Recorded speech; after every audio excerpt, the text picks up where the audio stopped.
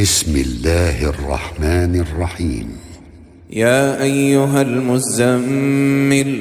قم الليل إلا قليلا نصفه أو انقص منه قليلا أو زد عليه ورتل القرآن ترتيلا إنا سنلقي عليك قولا ثقيلا إن ناشئة الليل هي أشد وطئا وأقوم قيلا إن لك في النهار سبحا طويلا واذكر اسم ربك وتبتل إليه تبتيلا رب المشرق والمغرب لا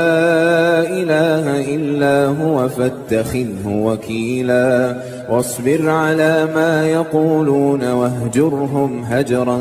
جميلا وذرني والمكذبين أولي النعمة ومهلهم قليلا إن لدينا أنكالا وجحيما وطعاما ذا غصة وعذابا أليما يوم ترجف الأرض والجبال وكانت الجبال كثيبا مهيلا إنا أرسلنا إليكم رسولا شاهدا عليكم كما أرسلنا إلى فرعون رسولا فعصى فرعون الرسول فأخذناه أخذا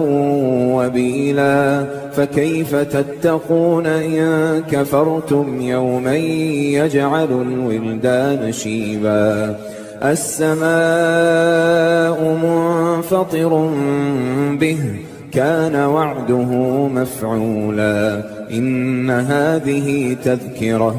فمن شاء اتخذ إلى ربه سبيلا إن ربك يعلم أنك تقوم أدنى من ثلثي الليل ونصفه وثلثه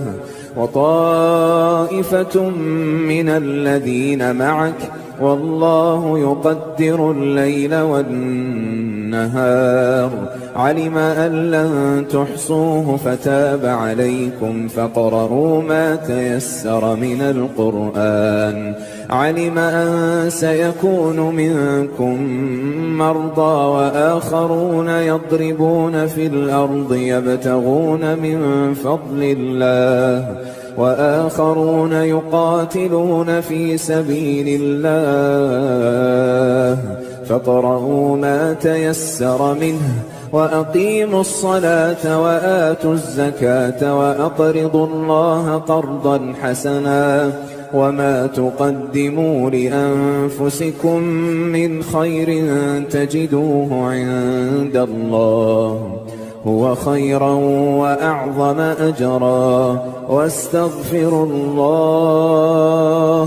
إن الله غفور رحيم.